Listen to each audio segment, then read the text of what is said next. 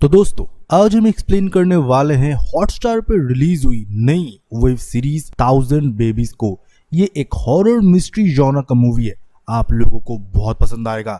जगह जगह पे थ्रिल सस्पेंस आपको फील होगा। तो वीडियो को लाइक कर दीजिए और कुर्सी की पेटी बांध लीजिए। एक्सप्लेनेशन शुरू होने वाला है। मूवी के शुरुआत में हमको 2010 में मुंडक्कयम कोट्टायम का सीन दिखाया जाता है, जहां पर एकदम हम सुबह सुबह देखते हैं कि एक पेपर वाले को जो कि जंगल के बीचों बीच एक घर में पेपर देने के लिए आया होता है। वो पेपर घर में फेंकने के बाद लौटने ही वाला था, उसे सीढ़ी सरकने की आवाज आता है और जब वो घर के अंदर झांकता है वो देखता है एक बूढ़ी औरत जो कि दिखने में बहुत डरावनी लग रही थी। वो एक सीढ़ी को एक कमरे के तरफ खिसक रही थी। ये देखने के बाद ये आदमी बहुत घबरा जाता है और उसी टाइम में वो बूढ़ी औरत उसके तरफ देखता है और वो जल्द से जल्द उधर से गाड़ी लेके भाग जाता है। फिर हम उस बूढ़ी औरत को देखते हैं जो कि कमरे के अंदर जाती है। जिस कमरे के दीवार में कुछ न कुछ तो लिखा हुआ होता है। वो उस सीढ़ी के ऊपर जाके बैठ जाती है और अपने पैर को हिलाती रहती है। दिखने में बहुत ही डरावना लग रहा था ये सिनारियो। फिर उसी दिन सुबह हमको दिखाया जाता है एक आदमी पेड़ के पल्प से रस निकाल रहा होता है। तभी उस घर के अंदर से एक चीखने की आवाज आता है। वो सुनने के बाद डर जाता है और ये बोलता है कि बुढ़िया ने फिर से डरा दिया। और हम देखते हैं कुछ बच्चों को जो कि उस जंगल में ही हाइड एंड सीक खेल रहे होते हैं। वो बच्चे हाइड एंड सीक खेल रहे होते हैं। उनमें से एक बच्चा उस घर की तरफ देख रहा होता है और तब हम देखते हैं उस बूढ़ी औरत को जो कि टाइपराइटर साफ कर रही होती है। फिर इस बूढ़ी औरत की नजर उन बच्चों पे जाती है। उसे देखते ही सारे बच्चे भागने लगते हैं और बूढ़ी औरत फिर चेक करने के लिए जाती है जंगल में। चेक करने के बाद जब वो लौटती है तब मानो एक अलौकिक चीज उसके आसपास होता है और पूरे जंगल में मानो कुछ थमसा गया है और अचानक से हवाएं चलने लगते हैं। और जब वो बूढ़ी औरत मुड़ के देखती है वो ये नोटिस करती है पूरे जंगल में छोटे छोटे बच्चों के झूले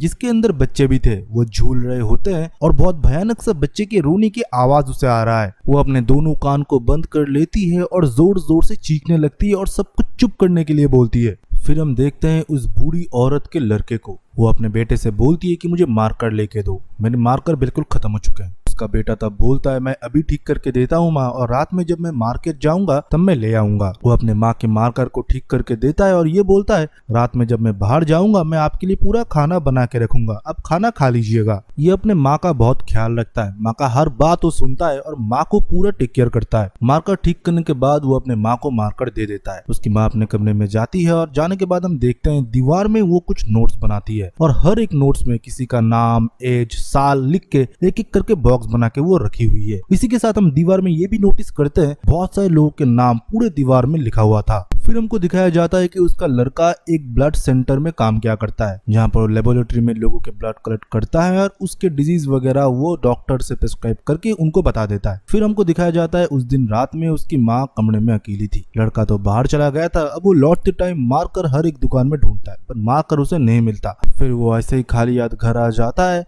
और घर आके देखता है कि खाना वैसे ही पड़ा हुआ होता है। उसकी माँ पहली क्वेश्चन उसे ये पूछता है कि मेरे मार्कर किधर है? तुमने जो पेन सुबह ठीक करके दिया था उसमें इंक खत्म हो चुका है, मैं कुछ लिख नहीं पा रही। उसकी लड़का तब बोलता है ठीक है मैं फिर से ठीक करके दे देता हूँ, दुकान में अभी नहीं है, उन्होंने बोला कि कल लेके देंगे, अब एक रात बस रुक जाइए। फिर से वो पेन को ठीक करने की कोशिश करता है और इंक भरने की कोशिश करता है पर इंक भी बोतल में खाली हो चुका था। ये देखने के बाद मानो उसके माँ को गुस्सा आ जाता है। वो जोर जोर से चीखने लगती है और अपने कमरे में जाने के बाद वो रोने लगती है और मानो कुछ आवाजें निकलने लगती है। ये सब कुछ देखते हुए वो लड़का तुरंत घर से बाहर चला जाता है और अपने बाइक लेके हर एक दुकान में जाके मार्कर ढूंढता रहता है। बहुत ढूंढने के बाद उसे एक दुकान में मार्कर मिलता है। फाइनली वो मार्कर लेने के बाद तुरंत अपने घर में आता है। वो देखता है कि उसकी माँ उसी कमरे में एक कोने में एकदम डरी सहमी बैठी हुई है। तभी वो जाता है और अपने माँ को मार्कर देता है। उसका माँ मार्कर देखने के बाद बहुत ही खुश हो जाती है और उसको कमरे से बाहर निकाल देती है और फिर से वो लिखना शुरू करती है। उसकी माँ दीवार में जो लिख रही होती है वो पहले से एक डायरी में लिखा हुआ होता है। उस डायरी के लेख को भी वो दीवार में उतार रही थी। फिर अगले दिन सुबह हम देखते हैं उसकी माँ उसकी फैमिली फोटो उसको बाहर बैठ के देख रही होती है। लड़का फिर नींद से जगता है, अपने माँ को बाय बोल के वो ऑफिस के लिए निकल जाता है। फिर से उसकी माँ उसी कमरे में जाती है और फिर से लिखना शुरू करती है। लिखने के बाद हम देखते हैं कि कुछ बच्चों की चीखने की आवाज उसके कानों में आ रहा होता है। फिर वो टाइपराइटर में बैठती है, कुछ 2 लेटर टाइप करती है और दोनों दोनों को अलग अलग लिफाफे में बंद करती है और उसको सील कर देती है। फिर हम देखते हैं वो बूढ़ी औरत अपने पड़ोसन के घर में जाती है और उसको जोशी करके पुकारती है और वो आदमी भी इसे सारा आंटी करके पुकारता है। वो आदमी जब बाहर आता है उसे सारा बोलती है कि मुझे रात में पोर्क और बीफ तुम लेके दे सकते हो मार्केट से, और उसे कुछ पैसे भी दे देता है। वो खुशी खुशी बोल देता है ठीक है, आपको कैसा चाहिए, फ्राई चाहिए या नॉर्मल कुक वाला चाहिए। वो बोलती है कोई भी चलेगा। फिर हमको रात में दिखाया जाता है उसका लड़का घर आता है और उसके सामने वो सब खाना परोसती है और आज उसने अच्छे से सज धज के बैठी हुई थी। उसका लड़का बहुत अच्छे तरीके से खाना खाता है और अपनी माँ को थैंक यू बोलता है। तब उसकी माँ पूछती है बेटा तुझे ये नहीं लगता कि मैं पागल हूँ, मैं ऐसे हरकतें करती हूँ, दीवारों में कुछ कुछ लिखती हूँ, लोग मुझे पागल करते हैं, मुझसे डरते हैं। उसका लड़का मुस्कुराता और ये बोलता है नहीं माँ, अब पागल नहीं हूँ, अगर अब पागल होते आप इतने अच्छा खाना कैसे बनाते। उसे लग रहा था कि ये सारा प्रिपरेशन उसके माँ ने ही किया है। फिर वो बोलती है मुझे तुझे कुछ सच बताना है, अगर ये सुनने के बाद भी तुझे लगे कि मैं पागल नहीं हूँ तो मैं मानूंगा कि मैंने जो कुछ भी किया मैंने ठीक किया। वो बोलता है हाँ माँ बताइए ना क्या बताना चाहते हैं आप। पहले तो उसकी माँ उससे माफी मांगती है। ये बोलती है मैंने आज तक तुझे बाहर जाने नहीं दिया, मैंने जो चाहा तेरे लिए ठीक है वही तुझको मैंने बनने दिया या कराया। तुझ में बहुत पोटेंशियल था तो लाइफ में बहुत कुछ बन सकता है, पर मैं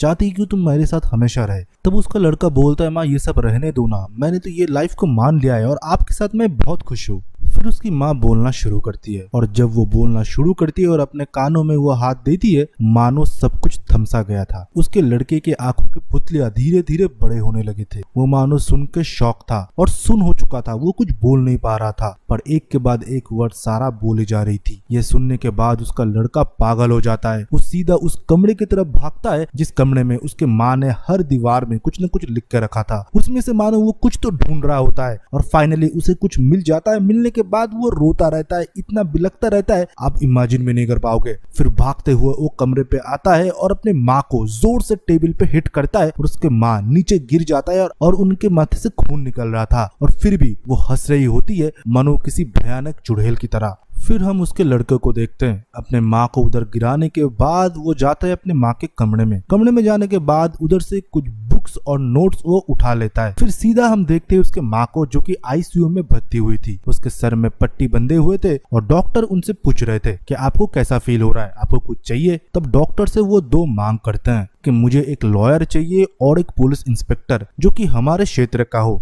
मैं उन दोनों को 2 लेटर्स देना चाहती हूँ जो कि हाईली कॉन्फिडेंशियल है और मैं उन्हें ही देना चाहती हूँ। फिर हम देखते हैं डॉक्टर उनके कहे मुताबिक एक लॉयर और एक इंस्पेक्टर को बुलाते हैं और ये बोलते हैं ये बहुत स्ट्रॉन्ग केस है और वुमेन भी बहुत स्ट्रॉन्ग है, इसलिए मैंने सोचा हो सकता है कुछ कॉन्फिडेंशियल आपको बताना चाहे, इसलिए मैंने आप लोगों को बुला लिया। फिर वो दोनों मिलते हैं सारा से और सारा मिलने के बाद बोलती है कि मैं सीढ़ी से गिर गई थी इसलिए मुझे चोट आ गया, पर मैं चाहता हूँ ये 2 लेटर्स आपके पास रहे। लॉयर को जो लेटर वो देती है ये बोलती है ये मजिस्ट्रेट तक आप पहुंचाएंगे और दूसरा लेटर वो इंस्पेक्टर को देते हैं। फिर वो दोनों उधर से बाहर निकल जाते हैं। जोशी ने ही उसको भर्ती किया था तो जोशी से वो लोग पूछताछ करते हैं कि घर में इनके कौन कौन है। जोशी बोलता है पति से ये बहुत टाइम से अलग रह रही है, सिर्फ उनका एक लड़का रह रहा है पर उनका लड़का अभी मिसिंग है। फिर हम देखते हैं पुलिस इंस्पेक्टर थाने लौटते टाइम उस लेटर को गाड़ी में ही पढ़ता है और पढ़ने के बाद मानो वो भी शॉक हो जाता है। थाने के अंदर जाके वो स्मोक करता रहता है और अपने हायर अथॉरिटी के ऑफिसर से वो मिलता है और फिर हायर अथॉरिटी के ऑफिसर को वो उस लेटर को देता है और वो पढ़ने के बाद भी ये शॉक हो जाता है। फिर वो ऑफिसर बोलता है सारा उसे हॉस्पिटल में नर्स हुआ करती थी। फिर उसके बाद सारा कहानी उसे बताता है। हायर अथॉरिटी के ऑफिसर ये सुनने के बाद बोल देता है कि वो लेटर मजिस्ट्रेट तक ना पहुंचे, ये देखो।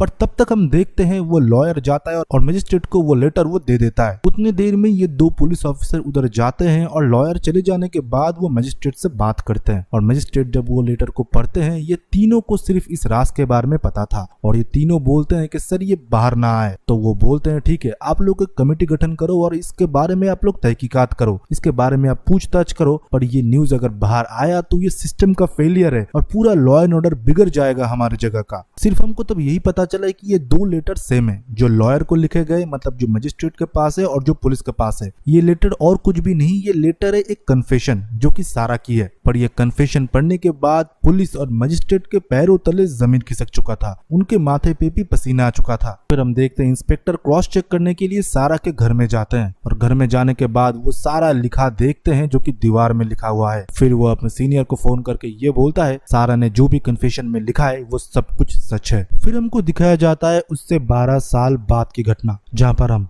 उस तीनों लोग को देखते हैं, जहाँ पर वो मजिस्ट्रेट भी मौजूद होता है और 2 पुलिस ऑफिसर भी। वो दोनों आपस में बात कर रहे होते हैं और ये बोल रहे होते हैं कि आजी को ये केस के बारे में कैसे पता चला। एनसी मर्डर केस के तहकीकात करते हुए वो सारा वाले केस में पहुंच चुका है, पर विविन को भी ढूंढना है। तब से उसका लड़का मिसिंग है। अगर हम उससे छुपाते हैं तो विविन को हम नहीं ढूंढ सकते। तब सारे लोग मिलकर ये डिसाइड करते हैं कि आजी को वो लोग बता देंगे कि असलियत में उस लेटर्स में क्या थे। फिर हमको दिखाया जाता है 1 हफ्ते पहले की घटना, जहाँ पर हम देखते हैं एनसी जो कि एक सुपरस्टार होती है, उसकी डेड बॉडी उसके गाड़ी के अंदर ही मिला है। इस वजह से फैन वगैरह सारे लोग पागल हो चुके हैं कि उनके फेवरेट सुपरस्टार को उन्होंने खो दिया। फिर हम देखते हैं कि उनके सारे चाहने वाले आए थे। इसी के साथ एमएलए साहब भी आए थे और उसी के साथ उनका पति भी बैठा हुआ होता है, जिसका नाम होता है एसके। उसके साथ एमएलए बात करते हैं और बोलते हैं तुम थोड़ा शांत रहो, हम पता लगा लेंगे ये सब कुछ कैसे हुआ। एनसी का पति मतलब एसके एक बड़ा राइटर था। उसके लगातार 8 फिल्में हिट हो चुके थे। पति पत्नी का दाम्पत्य जीवन बहुत अच्छे से चल रहा था। ये तो दर्शकों को सबको पता था, पर मलयालम इंडस्ट्री के जाने माने हस्ती एमसी की मौत होने की वजह से सारे लोग सदमे में चले गए थे। सारे फैन बोलने लगे कि पोस्टमार्टम नहीं होगा, हम अपने स्टार की बॉडी को चीर फाड़ करने के लिए नहीं देंगे, उनकी बॉडी सीधा उनके घर भेजा जाए। और इतनी बड़ी सुपरस्टार है और उनकी मौत हो गई, प्रशासन इतना रिस्क नहीं ले सकता। उनको पता करना था कि इसके पीछे कौन है। तो उन्होंने जब तहकीकात करना शुरू किया और पोस्टमार्टम किया, उनको पता चला कि उनके ऊपर हमला हुआ है और इतनी सफाई से ये हुआ है कि किसी को पता ना चले। और किलर को पता था कि पोस्टमार्टम करने के लिए फैन नहीं देंगे। बहुत ब्रूटली मर्डर नहीं किया गया था। उसको एग्जैक्ट लोकेशन पता था कि हार्ट में किस जगह छेद करने से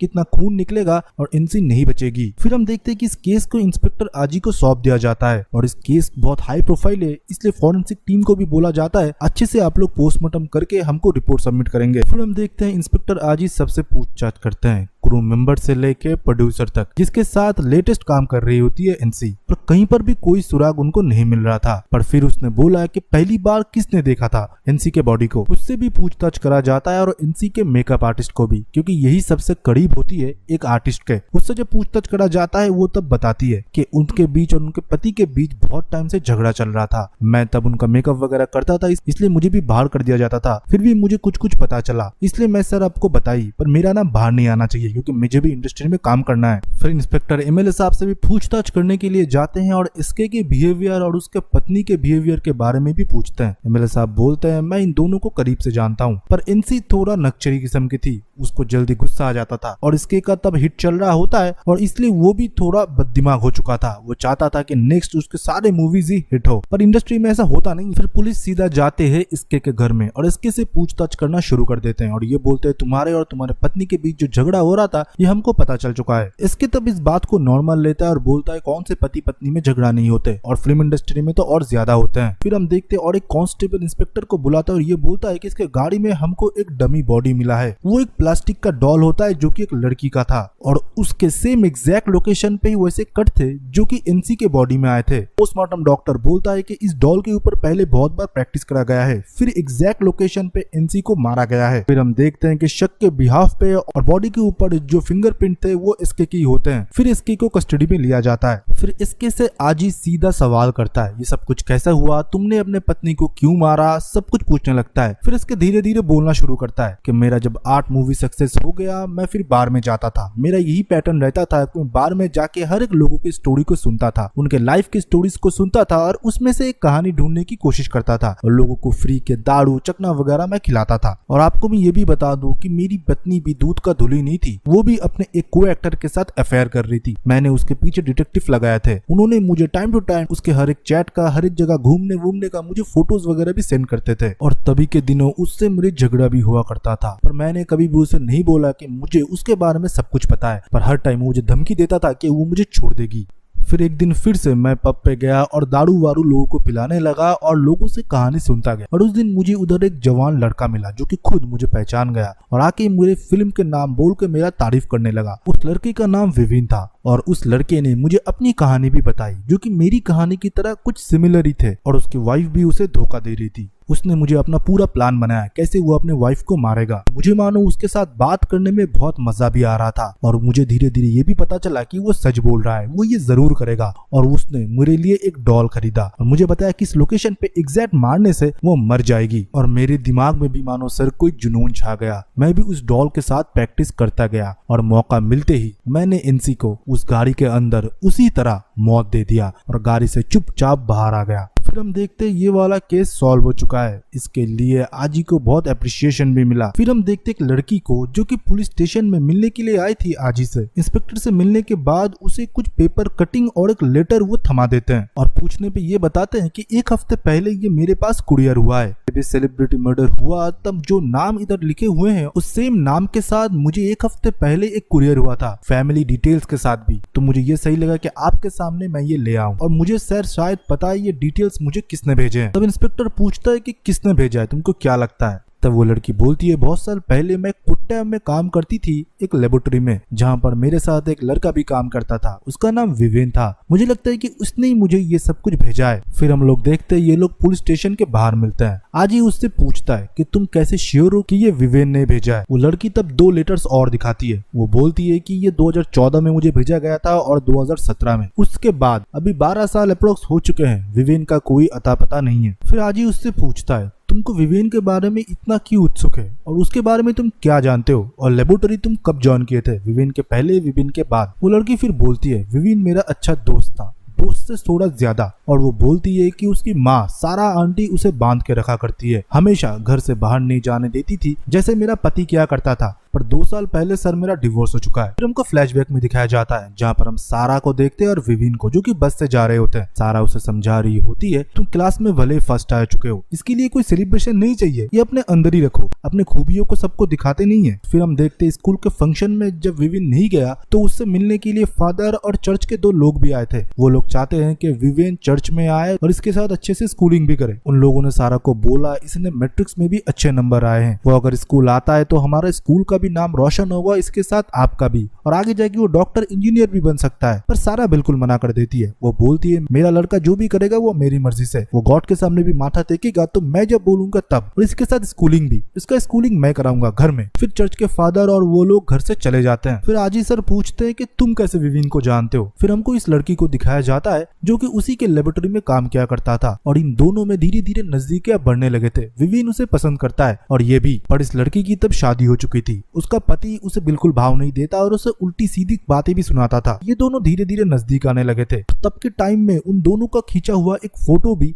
इस लड़की के पास था जो कि इसने आजी सर को दिखाया। फिर पुलिस स्टेशन जाने के बाद आजी सर ने जब विवेन का फोटो दिखाया एसके को, वो बिल्कुल मना कर देता है कि ये फोटो वाला लड़का तो विवेन नहीं था, वो तो कोई दूसरा लड़का था। फिर आजी निकल जाता है कुछ टाइम में विवेन का पता लगाने के लिए। लोगों से पूछताछ करते हुए उसे मिल जाता है जोशी, जो कि विवेन का पड़ोसी हुआ करता था बहुत साल पहले। वो विवेन के घर तक लेके चला जाता है और ये बोलता है ये सारा आंटी का घर था और सारा आंटी के मौत के 3 साल बाद विवेन ने मुझे कांटेक्ट किया था इस घर को बेचने के लिए। मैंने जो दाम बोला उस दाम में ही उसने राजी कर दिया। आज ये घर मेरी वाइफ की है। उस घर के अंदर हम देखते हैं आजी जाता है वही कमरे में, पर उस कमरे में आज कलर हो चुका था। फिर भी हम देखते हैं उस कमरे में अभी भी निशानी था सारा के बनाए हुए हर एक नोट का। फिर उधर से आजी जाता है सीधा हॉस्पिटल। इस हॉस्पिटल में सारा को भर्ती करा गया था जब उसके सर में चोट लगा था। फिर उधर के डॉक्टर से उसे पता चला कि असलियत में तब हुआ क्या था। 2 लिफाफे का भी सच तब उसे पता लगता है। तो तब इन्वेस्टिगेशन पुलिस ऑफिसर कौन था उससे मिलने के लिए वो सीधा चला जाता है उधर पुलिस स्टेशन में। और पुलिस स्टेशन में जाने के बाद तब के इन्वेस्टिगेशन पुलिस ऑफिसर के साथ वो मिलता है और इस केस के बारे में वो पूछताछ करता है। तब वो पुलिस ऑफिसर भी सुनने के बाद शॉक हो जाता है और ये बोलता है कि तुम्हारे रिसेंट केस के बारे में मैंने सुना है, तुम एक काबिल पुलिस ऑफिसर हो, पर ये बात हम इधर नहीं कर सकते, हमको मिलना पड़ेगा, 2 दिन बाद मैं तुमको लोकेशन भेजता हूँ। फिर हमको वही जगह दिखाया जाता है जहाँ पर पहले बैठ के ये 3 लोग डिसाइड कर रहे थे कि आजी को सब कुछ बताया जाए या नहीं। और तब हम देखते कि आजी उधर आता है और तब उधर मैजिस्ट्रेट और 2 पुलिस ऑफिसर मौजूद थे जो कि सारा वाले केस के टाइम पे थे। फिर ये 3 मिलके उसको बताते हैं ये हम तीनों के बीच में इतने सालों तक दबा रहा, पर आज ये बात तुम्हें पता चलेगा क्योंकि तुमको विवेन को पकड़ना है। अगर हम उसको फिर इन लोगों में से एक इंस्पेक्टर उस कन्फेशन के बारे में बताते हैं जो कि सारा ने किया था। वो बोलता है एलपी पे बीच के पास में एक हॉस्पिटल है जो कि महिला और बच्चों के लिए है और उस हॉस्पिटल में सारा नर्स का काम किया करती थी 1980 से 1985 तक। और तब तक उस हॉस्पिटल में 1000 बच्चों की डिलीवरी हुई, पर सारा कोई नॉर्मल औरत नहीं थी, वो एक साइको औरत थी। वो जब बच्चों की डिलीवरी करती थी एक बच्चा दूसरे बच्चे से वो बदल देती थी, मतलब तुम्हारा बच्चा किसी और को और उसका बच्चा तुम्हें। और जब फैमिली वाले दूसरे बच्चे को देख के ये बोलते थे ये तो माँ पे गया है, ये तो बाप पे गया है, ये देखने के बाद वो मन ही मन हंसती थी और खुश होती थी। ये सब कुछ इसलिए करती थी कि वो बांझ थी, वो कभी माँ नहीं बन सकती थी, इसलिए वो ये सब कुछ करके खुद को सेटिस्फाई करती थी। उसका पति उसे छोड़ के चला गया था। तब आजी पूछता है उसका लड़का भी था ना एक विवेन करके। तब वो बोलता है वो लड़का उसका नहीं है। एक रात हॉस्पिटल में दूर से कुछ लोग आए। एक लड़की प्रेग्नेंट थी और नाजुक हालत था। डॉक्टर भी तब नहीं थे। उस लड़की की माँ उसे बोलने लगी ये बच्चा हमें नहीं चाहिए सिस्टर, इस बच्चे को आप गिरा दो। अगर ये बच्चा हुआ तो मेरी लड़की को बदनामी मिलेगा, ये एक नाजायज बच्चा है। उस बच्चे को भी दूसरे बच्चे के साथ उसने स्वाइप कर दिया और दूसरे बच्चे को अपने पास रख लिया जो कि विवेन था। अगर ये सब कुछ लोगों को पता चल गया तो पूरे लॉ एंड ऑर्डर में अफरा तफरी मच जाएगा। तुम सोच भी नहीं सकते कितना बड़ा बवाल होगा। 1000 बच्चे, वो भी एक दूसरे के साथ स्वाइप हो गया। और वो संघ की औरत सबका नोट बनाया करता था जो कि उसके घर के दीवार में भी उसने लिख कर रखा था और उस डायरी में भी, जो डायरी आज उसके बेटे विवेन के पास है। और आज हमको विवेन को ढूंढना है क्योंकि उसने अभी लेटर भेजना शुरू कर दिया है। वो कहाँ पर छुपा हुआ है, क्या उसका अगला प्लान है, हमको नहीं पता। और उसकी संघ की माँ ने बर्थ सर्टिफिकेट की तरह हर एक बच्चे का जन्म कुंडली लिख कर रखा है। हमको जल्द से जल्द विवेन को ढूंढना पड़ेगा। आजी बोलता है मैं उसे ढूंढ लूंगा सर, पर वो लोग बोलते हैं ये हाईली कॉन्फिडेंशियल है, अगर ये न्यूज बाहर लीक हो गया या मीडिया पे आ गया तो बवाल मच जाएगा। आजी फिर बोलता है मैं अगर विवेन को ढूंढ भी लेता हूँ सर, इसके बाद हमारा प्रोसीजर क्या होगा। तब किसी के पास कोई जवाब नहीं था। फिर उधर से सीन शिफ्ट होता है और हमको आजी को दिखाया जाता है। आजी की वाइफ का आज डिलीवरी होने वाला है। पर ये बच्चे वाला केस सुनने के बाद उसे भी मानो डर लगने लगा था कि नर्स ने उसके बच्चे को भी अदला बदली कर तो नहीं दिया है ना, कोई भी घबरा जाएगा ये केस सुन के। फिर हम देखते हैं आजी के पास विनोद का कॉल होता है। विनोद और एक ऑफिसर होता है जो कि आजी से जूनियर होता है। डीवाईएसपी नवाज सर ने उसको असाइन किया है, मतलब आजी के साथ मिलके सिर्फ 2-3 लोग ही काम करेंगे इस केस के ऊपर और डिपार्टमेंट के बाहर ये केस जाए ना। फिर हम देखते हैं आजी को एक नया डिपार्टमेंट दिया जाता है जहाँ पर लोग तो काम कर रहे हैं पर किसी को कुछ भी नहीं पता इस केस के बारे में। ये सिर्फ असाइन करते हैं लोगों को ढूंढने के लिए, बोलते डेटा शेयर करते हैं, सिर्फ उतना ही होता है। सिर्फ कोर टीम मेंबर जहाँ पर विनोद होता है और एक ऑफिसर होता है और आजी खुद होता है, ये तीनों ही जानते हैं केस के बारे में। बाकी जो कोई भी इधर काम कर रहा है किसी को भी कानो कान भनक नहीं कि किस केस के ऊपर ये लोग काम कर रहे हैं। फिर ये लोग इस केस के ऊपर काम शुरू करते हैं। उनके पास जो भी लेटर्स थे, जो भी डेटा थे, जो कि सारा के डायरी में था, वो रूम का पूरा डेटा उन्होंने छानना शुरू किया। तभी विनोद बोलता है सर मैंने एक पैटर्न नोटिस किया इसमें। आपको पता होगा जो विवेन की गर्लफ्रेंड थी मतलब मर्लिन, उसके पास लेटर जाते थे और लेटर जाने के बाद ही उसको पता चलता था, जैसे एनसी वाले केस में उसने आपको लेटर दिया और उस लेटर के एक हफ्ते बाद ही एनसी की मौत हो गई। और जिस दिन एनसी की बर्थडे था पर उसके पति इसके ने मना कर दिया कि वो ये विवेन नहीं है। फिलहाल हमारे पास और एक डेटा है जो कि वो खुद है, मतलब विवेन के असली माँ बाप का डेटा है। अगर हम उन तक पहुंचेंगे जरूर विवेन का कोई ना कोई क्लू हमको मिल सकता है। फिर जब वो डेटा में देखते हैं तो उसके माँ बाप 2 स्कूल मास्टर थे और आजी बिल्कुल एश्योर था कि वो अपने असली माँ बाप से जरूर मिलने की कोशिश करेगा। सारा के लिखे हुए एड्रेस में वो लोग जाते हैं पर वो लोग उधर नहीं थे, वो लोग शिफ्ट हो चुके थे बेंगलुरु में। फिर वो लोग बेंगलुरु वाले एड्रेस में जाते हैं और उधर जाने के बाद वो लोग उनसे बातचीत करते हैं ये बोल के कि हम लोग आपके स्कूल में पढ़ते थे और एक एक करके उनके पेट से बात उगलवाने लगते हैं। फिर वो लोग बातों बातों में उनकी बेटी की बात छेड़ते हैं और बोलते हैं उसकी शादी हो गई। तब उसका पापा मोहन वो बोलते हैं कि नहीं उसकी शादी नहीं हुई, वो जिंदा ही नहीं है। 31 साल की उम्र में वो हम लोगों को छोड़ के चली गई। और पूछने पे ये पता चलता है कि उसका हार्ट अटैक हुआ था। और ज्यादा कुछ जब मोहन सर नहीं बोलते वो सीधा जाते हैं नियरेस्ट पुलिस स्टेशन। उधर जाने के बाद वो सब कुछ पता करते हैं। तब उनको पता चलता है कि ड्रग ओवरडोज के वजह से वो लड़की मारी गई थी और रेनू का ड्रग लिया करती थी। रेनू का ड्रग इतनी लेती थी उसका ओवरडोज होने की वजह से मारी जा चुकी थी और पेरेंट्स स्कूल मास्टर थे तो बदनामी ना हो इसलिए केस को दबा दिया गया था। फिर ये नारकोटिक्स डिपार्टमेंट में चला गया था तो जो ऑफिसर इस केस को लीड कर रहा था उसके पास इन लोगों को भेजा गया। वो लोग उधर जाते हैं, इस केस के बारे में बातचीत करते हैं पर उनको इस केस को कॉन्फिडेंशियल भी रखना था। तो ऑफिसर को वो बोलते हैं कि हम एक ड्रग रैकेट के ट्रेल को ढूंढने की कोशिश कर रहे हैं। तब वो आईपीएस बोलती है जब इस बॉडी के ऊपर हमने टेस्ट वगैरह किए थे बहुत रेयर किस्म का ड्रग हमको मिला था जो कि मार्केट में आया भी नहीं था। अगर हम उसको इस पब्लिकली लिख देते तो इसका प्रचार और हो जाता, मार्केट में डिमांड हो जाता, इसलिए हमने भी बातों को दबा दिया। अजी फिर रिक्वेस्ट करते हैं उस केस की फाइल देने के लिए और उसके दोस्तों के साथ मिलने के लिए। तो आईपीएस खुशी खुशी दे देती है और ये भी बोलती है मेरे एक ऑफिसर के थ्रू तुम मदद भी ले सकते हो। फिर हम देखते आज ही उसके दोस्तों से मिलता है, उनको पहले ही बता देता है तुम लोगों को घबराने की कोई जरूरत नहीं है, हम बस बातचीत करने के लिए आए हैं। फिर उन लोगों से पूछते हैं रेणुका के बारे में, रेणुका के स्वभाव के बारे में। एक एक करके सारे दोस्त बोलने लगे कि वो ड्रग्स वगैरह लेती थी, अपने माँ बाप से अच्छे से बात नहीं करती थी, उनके ऊपर गुस्सा करती थी। इसी के साथ जब वो विवेन के बारे में पूछते हैं किसी को कुछ भी नहीं पता था। फिर विवेन का फोटो वो दिखाते हैं, दिखाने के बाद ये लोग शॉक हो जाते हैं, ये बोलते हैं इसका नाम तो विवेन नहीं है,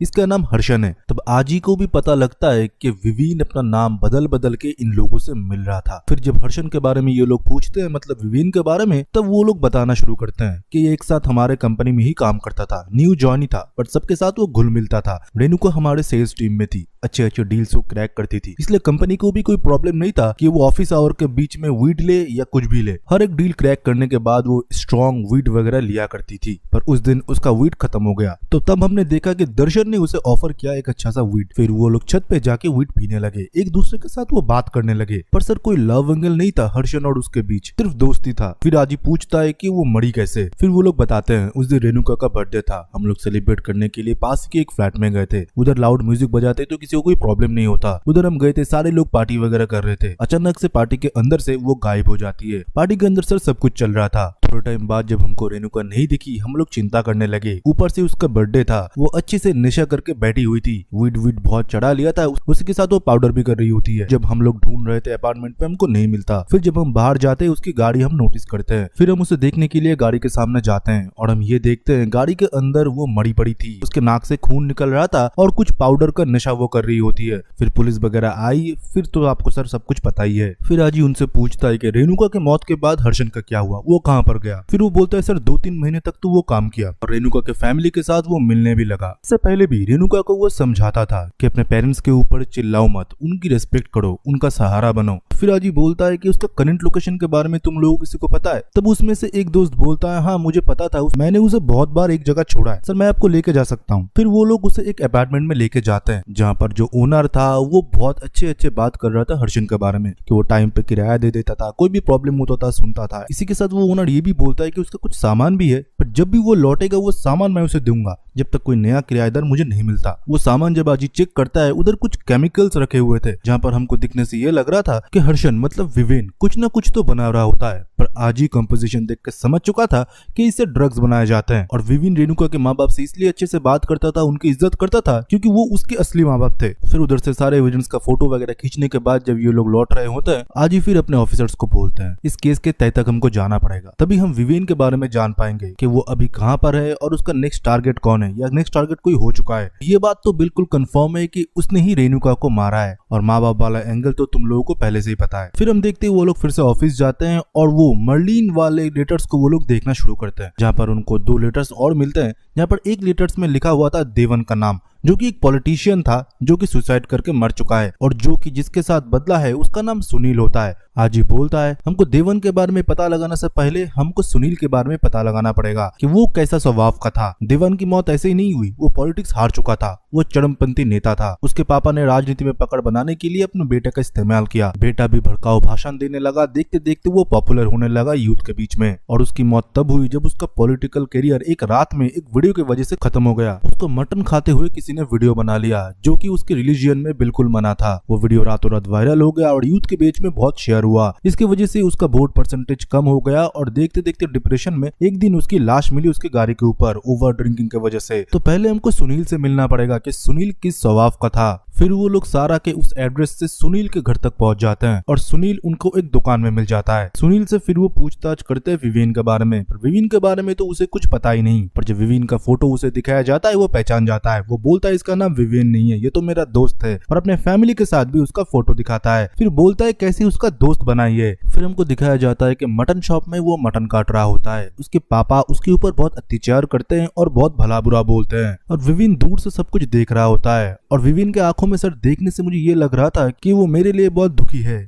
फिर से एक दिन मेरे अब्बू ने मुझे मारा क्योंकि मैंने दुकान के पैसे से मेरे भाई का मैंने फीस भर दिया। वो इस बात से बिल्कुल खुश नहीं थे। वो बोलने लगे कि ये पैसे सिर्फ मेरे हैं, तुम लोगों के अय्याशी की नहीं। फिर से उस दिन मुझे विवेन मिला, वो मुझसे बात किया और ये बोलने लगा कि तुम अपने बाप से क्यों डरते हो, उनको जवाब दो उल्टा। मैं फिर उसे बोला कि मैं उनको जवाब दे सकता हूँ, ऊपर से मैं उनको मार भी सकता हूँ, पर मैं ये नहीं करना चाहता क्योंकि अगर मैं ये सब कुछ करता हूँ तो वो उल्टा मेरे ऊपर नहीं मेरे अम्मी और भाई के ऊपर भड़केंगे और उन लोगों को मारेंगे। मेरे पास अगर पैसे होते तो मैं नया कोई धंधा शुरू कर देता, उनके दुकान में मैं बैठता ही नहीं। सिर्फ इतनी बोलने की देरी थी सर। अगले दिन वो मेरे घर पे आया जब अब्बू घर पे नहीं थे। वो आने के बाद मुझे ये बोलता है तुम मुझे अगर दोस्त मानते हो, मेरे पास 3 लाख रुपए है तो तुमको अपने पास रखो, अपने हिसाब से तुम खर्चे करो, जब मैं लौटूंगा तुमसे मैं मांगूंगा, एक बार में नहीं, तुम्हारे पास तब जितना होगा तुम धीरे धीरे मुझे दे देना, ये पैसे खुद के मान के ही खर्चा करो। ये बोलने के बाद उधर से वो चला गया। जाते टाइम हमारे फैमिली के साथ एक फोटो उसने खींचा। फिर आजी और उसकी टीम उधर से सब कुछ सुनता है। फिर सुनने के बाद फिर से वो ऑफिस चले जाते हैं और ऑफिस जाने के बाद वो डिस्कस करते हैं कि सुनील असलियत में कुपलड़ी परिवार का वारिस था जिसके पास बहुत पैसे थे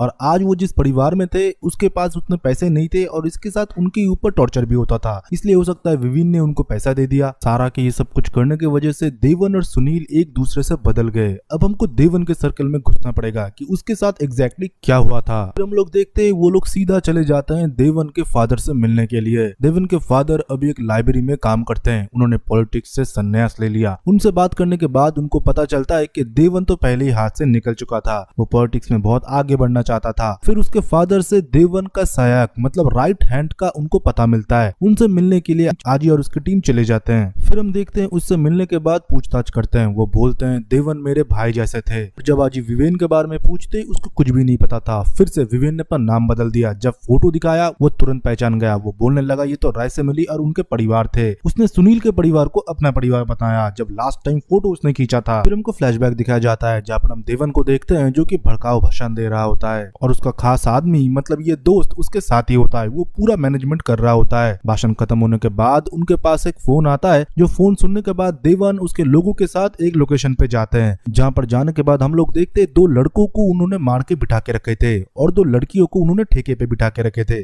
उनकी गलती सिर्फ ये थी वो लोग फोटो खींचने के लिए इधर आए थे, वो भी छोटे छोटे कपड़े पहन के, मतलब संस्कृति के खिलाफ। ये सब कुछ देवन मानता है, वो चाहता है कि संस्कृति के साथ ही सब लोग चले, संस्कृति के खिलाफ कोई मत जाए। बट उसका वीडियो वो जरूर बनाता है। उन लोगों को समझाने के बाद धमकाने के बाद वो वीडियो बना लेता है और बोलता है यूथ ग्रुप में ये डाल देना कि देवन ने ये काम किया है तो यूथ के बीच में मैं पॉपुलर रहूंगा। फिर हम नोटिस करते हैं कि देवन जब उधर से लौट रहा होता है उधर हम विवेन को भी देखते हैं जो कि रायसेमिली के नाम से तब अपना परिचय दे रहा होता है। देवन के खास आदमी के साथ कुछ तो बातचीत वो करता है। फिर हम देखते हैं देवन के वही दोस्त को जो कि देवन को आकर समझा रहा होता है कि हमारे वोटिंग परसेंटेज और बढ़ जाएंगे और तुम जरूर जीतोगे अब, क्योंकि मेरे पास एक ऐसा बंदा आया है जो कि हमारे किस्मत की चाबी है। फिर वो बोलना शुरू करता है। रायसेमिली एक मुस्लिम फैमिली से बिलोंग करता है। उसके फादर बहुत दारू पीते हैं। दारू पी के एक दिन मस्जिद के मौलवी को उसने मारा था, इसलिए उसके पूरे परिवार को कौम निकाला करा गया। उसकी बहन की भी शादी थी पर मस्जिद के खिलाफ जाने की वजह से उसकी बहन की भी शादी नहीं हुई। उसके बहन ने शर्म की वजह से फांसी लगा लिया। माँ भी खटिया में गूंग की तरह पड़ी रहती है। वो सब कुछ होने के बाद उसके बाप का भी कोई अता पता नहीं। अब वो चाहता है कि धर्म परिवर्तन करे। देवन भाई आप समझ सकते हो, अगर ये सब कुछ भाषण उसने स्टेज पे दिया और ये बोला कि देवन की वजह से मैं अपना धर्म परिवर्तन कर रहा हूँ, देवन के भाषण की वजह से, और देवन ने जैसे हमारे संस्कृति को बचाने के लिए जो कुछ भी किया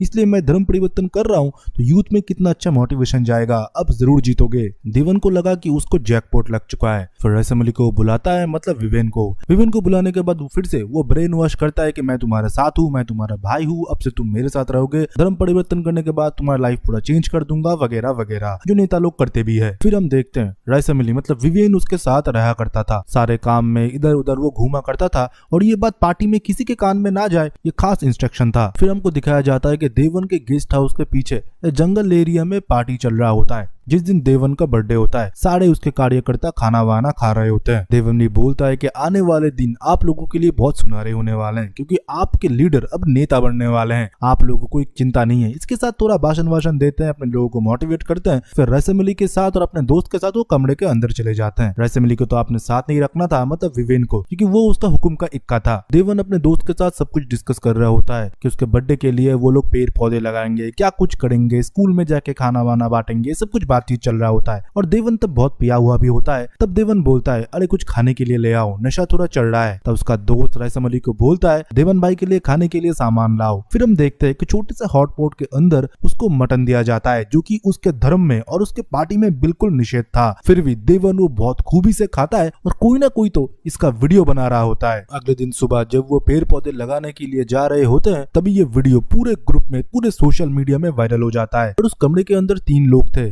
एक विवेन था और दूसरा उसका दोस्त और खुद देवन, पर तीनों की वीडियो ही कैमरे पे रिकॉर्ड हुआ है, तो विवेन के ऊपर शक जाए ऐसा हो ही नहीं सकता। फिर क्या था, उसका पॉलिटिकल करियर धीरे धीरे गिरने लगा, हर जगह नेगेटिव बातें होने लगा, हैशटैग बनने लगे, वोट में जीतने की परसेंटेज भी कम होने लगा। फिर हम देखते हैं देवन कलेश मतलब उसका दोस्त, इसी के साथ विवेन एक साथ मिलते हैं, जहाँ पर देवन उनके सामने दुख जाहिर करता है। ये बोलता है मैं जीना नहीं चाहता, इतने टाइम से बनाया हुआ पॉलिटिकल करियर एक झटके में खत्म हो गया एक वीडियो की वजह से। किसी ने न किसी ने तो जरूर मुझे धोखा दिया है। तब विवेन सामने आता है और ये बोलता है ये दोष मैं पूरा अपने ऊपर ले लूंगा, मैं बोल दूंगा कि गलती से मैंने ये खिला दिया, आपको तो पता ही नहीं था। देवन का ट्रस्ट और भी उसके ऊपर बिल्ड हो जाता है। वो उन दोनों को रुकने के लिए बोलता है और एक दारू की बोतल लेके बोलता है मुझे थोड़ा घूमना है, और गाड़ी लेके वो निकल जाता है थोड़ा माइंड फ्रेश करने के लिए, जो कि कभी फिर से वो नहीं लौटता। फिर अगले दिन सुबह सब लोगों को क्या मिलता है, देवन की लाश उसकी ही गाड़ी के अंदर। फिर हम प्रेजेंट डे में देखते हैं जहाँ पर आजी बोल रहा होता है उसकी मौत इतना सिंपल नहीं था। दारू के अंदर पुलिस को पेस्टिसाइड भी मिले थे, जो पेस्टिसाइड कहाँ से आए उसका रिपोर्ट कहीं पर भी नहीं थे,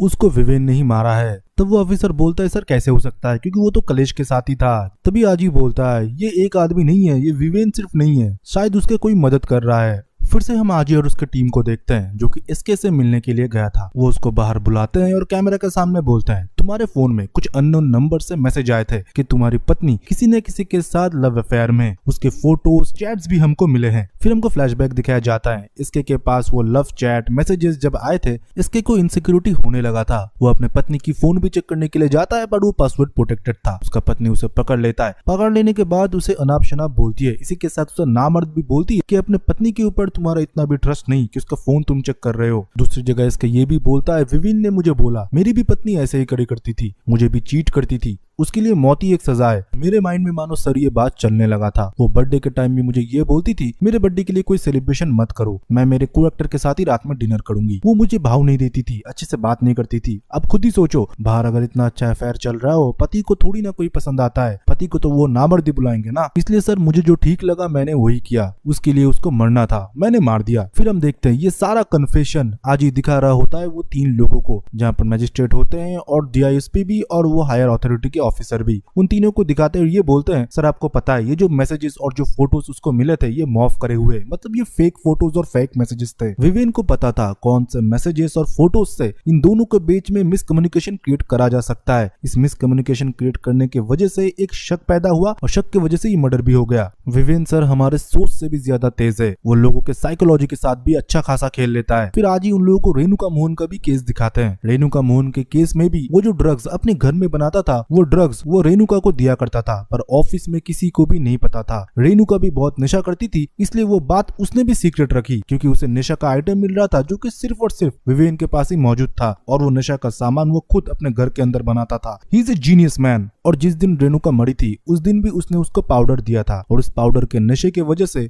वो मारी गई। उस दिन पाउडर में उसने ओवरडोज मिला दिया था, और विवेन को पता था वो जरूर वो डोज लेगी, और वही हुआ। वो कार में जाके अकेली वो डोज लिया, इस वजह से वो मारी गई। ये उसने अपने पर्सनल इंटरेस्ट की वजह से किया, क्योंकि उसके माँ बाप को ये लड़की बहुत तंग करती थी, बदतमीजी से बात करना, उनको टॉर्चर करना ये लड़की करती थी। ये सिर्फ काम उसने अपने इंटरेस्ट के लिए किया। पहला मर्डर करने के बाद उसे बहुत अच्छा लगा, फिर धीरे धीरे वो सोशियोपैथ बनने लगा। उसे लगा ऐसे ही वो लोगों को सजा देगा। फिर सारा ने जो 1000 बच्चे अदला बदली किए थे उसमें से उसने ढूंढने लगा किसी को वो सजा दे सकता है। फिर नेक्स्ट नंबर आया देवन कुपलरी की। फिर देवन का मीट खाता हुआ वो वीडियो किसी ने जरूर बनाया है उसकी मदद करते हुए, और जब वो कल्पेश के साथ भी था कोई देवन का पीछा करता है और उसके साथ जाता है उस लोकेशन पे जहाँ पर देवन दारू पी के खुद को शांत कर रहा होता है। फिर देवन जब नशे के हालत में होता है उसको किसी ने पकड़ लिया था और उसके मुंह में दारू के साथ वो पेस्टिसाइड भी डाल दिया था, और इसकी वजह से देवन की भी मौत हो गई। वो बहुत शार्प माइंडेड है सर, एकदम कोल्ड ब्लडेड मर्डरर। अब हम एक साइकोपैथ से सर डील कर रहे हैं, हमको उसको जल्द से जल्द पकड़ना पड़ेगा, नहीं तो सर कोई और मरने वाला है। और उसको पकड़ने के बाद पूरे प्लान के बारे में हमको सुनना पड़ेगा कि ये सब कुछ उसने क्यों किया और आगे उसका क्या प्लान था। तब वो सारे लोग एक दूसरे की तरफ देख रहे थे, वो तीनों लोग। वो फिर आखिरी वर्डिक्ट सुनाते हैं और ये बोलते हैं कि आज ही तुमको विवेन को पकड़ना नहीं है, उसको खत्म करना है। अगर वो जिंदा रहा, उसको अगर कोर्ट में पेश करना पड़ा तो ये पूरा केस खुल जाएगा। 1000 बेबी अदला बदली हो चुके थे, तुम समझ नहीं सकते लॉ एंड ऑर्डर कितना खराब हो जाएगा। पूरे सिस्टम के ऊपर सवाल उठेंगे, कुर्सियां गिर सकते हैं, ये रिस्क हम नहीं ले सकते हैं। पर आज ही मानो इसके लिए मनी मन राजी नहीं था, फिर भी जब ऑर्डर था उसे तो मानना ही था। फिर से वो लोग बैठते हैं और ब्रेनस्टॉर्मिंग करते हैं कि कैसे विवेन को पकड़ा जाए, क्योंकि वो अपने शिकार को कैसे चुनता है वो सिर्फ उसे ही पता है। वो मनी मन किसी को दोषी मानता है। इंसी वाले केस में आप लोग देख लीजिए, इंसी वाले केस में 2 हस्बैंड वाइफ के दाम्पत्य जीवन में प्रॉब्लम था, फिर भी उसने कैसे इंसी को दोषी माना और उसे मार डाला। फिर हम देखते ही वो लोग बातचीत कर ही रहे होते हैं, तभी उनके डोर में एक चिट्ठी आता है जो कि अजी के लिए था। वो चिट्ठी खोलने के बाद वो देखता है कि रेड मार्क के अंदर 2 नाम लिखे हुए थे, एज और डेट ऑफ बर्थ वगैरह के साथ। अजी फिर हैरान हो जाता है कि ये डेटा इधर कैसे आया,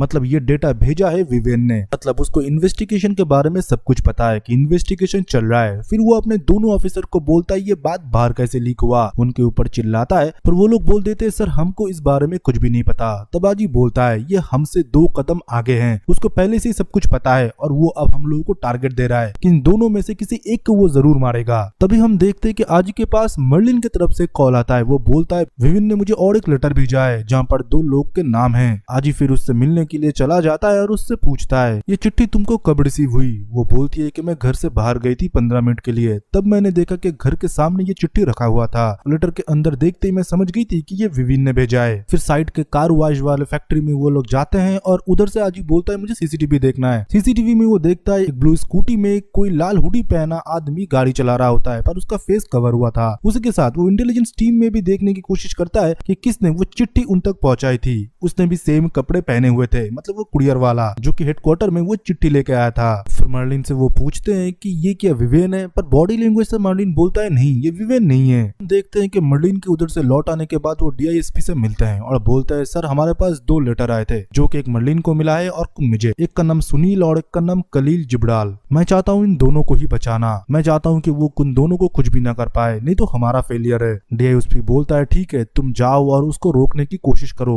पर तुमको अल्टीमेटम क्या करना है तुम्हें पता है। पहले ये लोग जाते हैं सनील के घर और सनील के घर जाने के बाद उनको पता लगता है कि उसके पापा पहले मछुआरा हुआ करते थे। बोलते आज से 9 साल पहले सर बाढ़ आई थी और मेरा बेटा नाव के ऊपर ही सो रहा था, हम लोग घर में नहीं थे, बाढ़ आने की वजह से हम घर पे नहीं आ पाए। जब हम घर लौटे हमने देखा हमारा बेटा नाव के अंदर ही मरा पड़ा हुआ है, मतलब 9 साल पहले ही सुनील की मौत हो गई। अब बचा कलील जबराल। फिर वो लोग उसके घर पे जाते हैं। कलील जबराल के घर पे जाने के बाद उन लोगों को पता लगता है कि उसने आज से 2 साल पहले घर छोड़ दिया था। फिर उसके पापा बताने लगे कि मेरा बेटा नशा करता था, नशा करने की वजह से उसकी इससे लत लग गई कि वो हमारे ऊपर भी अत्याचार करता था, हमको भला बुरा बोलना, कि माँ के गहने भी वो बेच देता था, ये तक कि घर के सामान भी। एक दिन मैं घर पे नहीं था, वो नींद से जगा और उसको भूख लगी थी, उसके फोन में रिचार्ज भी खत्म हो गया। वो अपने माँ के पास जाता है और कुछ पैसे मांगता है। उसका माँ जब पैसे नहीं देता वो अपने माँ को ही रॉड से मारता है और खत्म कर डालता है नशे की हालत में। कोर्ट में ये केस चला, पर नशे की हालत में होने की वजह से उसको 6 साल की सिर्फ जेल हुई। फिर जेल से लौटने के बाद 2 साल पहले मुझसे मिला था, मिलने आता है और माफी मांगता है, ये बोलते हुए कि सब कुछ मैंने नशे की हालत में किया है, सिर्फ मुझे माँ की तस्वीर देखना है। माँ की तस्वीर को देखने के बाद फिर वो कभी नहीं लौटा। फिर आजी पूछता है आपने फिर मिलने की कोशिश नहीं की। फिर वो बोलता है मिलने की कोशिश तो दूर की बात, मैं उसकी शक्ल भी नहीं देखना चाहता। जब माँ की फोटो उसने देखा घर में जाके, उसका मंगलसूत्र भी उसने चुरा लिया, ऐसी लत लग चुकी थी उसे। फिर आजी घर से बाहर निकलता है और पड़ोस के एक लोग बोलते हैं वो बाहर काम करता था, एक लाली भाई के फैक्ट्री में कुछ दिनों तक उसने काम भी किया था। फिर लाली भाई से वो लोग मिलते हैं और बोलते हैं हाँ सर वो मेरे साथ काम करता था, मेरे शहर से दूर एक फैक्ट्री था उधर वो काम किया करता था,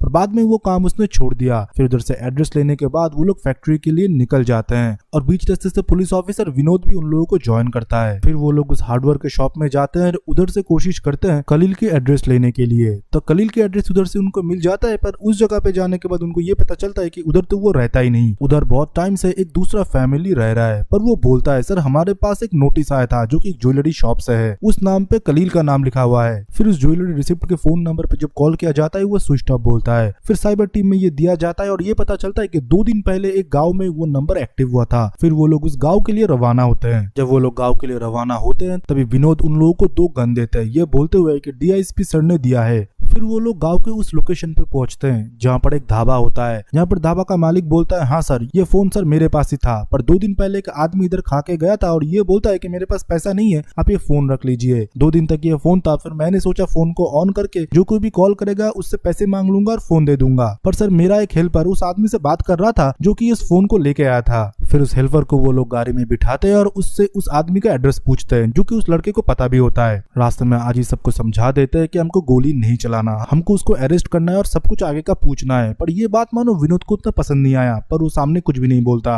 फिर वो लोग उस लोकेशन पे पहुंचते हैं जो कि बहुत ही सुनसान था, एकदम जंगल के बीचों बीच खाली एरिया में एक घर होता है। फिर घर के अंदर से और कोई नहीं बाहर निकलता है विवेन। फिर विवेन मुस्कुराता है और बोलता है सर आपने मुझे फाइनली ढूंढ लिया। फिर वो बोलने लगता है कि फ्लैशबैक में क्या हुआ था। उसकी माँ मतलब सारा ने उसे क्या बोला था, जो कि उसकी बायोलॉजिकल मदर भी नहीं थी। विवेन बोलता है सर उस औरत को जिंदा रहने की कोई हक भी नहीं है क्योंकि उसने इतना खराब किया है सबके साथ, और सर मैंने जिन लोगों को भी मारा है उनको जीने का भी कोई हक नहीं है, समाज का मैंने उद्धार ही किया है। उसको मानो कोई रिग्रेट नहीं था, उसने जो कुछ भी किया वो उस बात पे बहुत प्राउड था कि उसने ये सब कुछ किया है। आजी फिर बोलता है इंटरोगेशन रूम में तुमको सब बताना पड़ेगा कि तुम्हारा आगे क्या सोचना था, और जो 1000 बच्चे अदले बदले हैं उनमें से कौन कौन तुम्हारा मदद कर रहा है, क्योंकि कोई ना कोई तो तुम्हारा जरूर मदद कर रहा है, उनमें से कौन कौन है ये मुझे जानना है। और विनोद को बोलता है विनोद तुम जाके कमरा चेक करो। विनोद कमरा चेक करता है पर उसे कुछ मिलता नहीं है, और इधर हम देखते विवेन बोलता है ठीक है सर आप मुझे अरेस्ट कर लीजिए, मैं कोर्ट में जाकर सब कुछ बोल लूंगा, पर सर मुझे नहीं लगता कि आप मुझे अरेस्ट कर पाएंगे। तभी हम देखते हैं कि विनोद गन निकाल लेता है और वो सीधा शूट कर देता है विवेन को।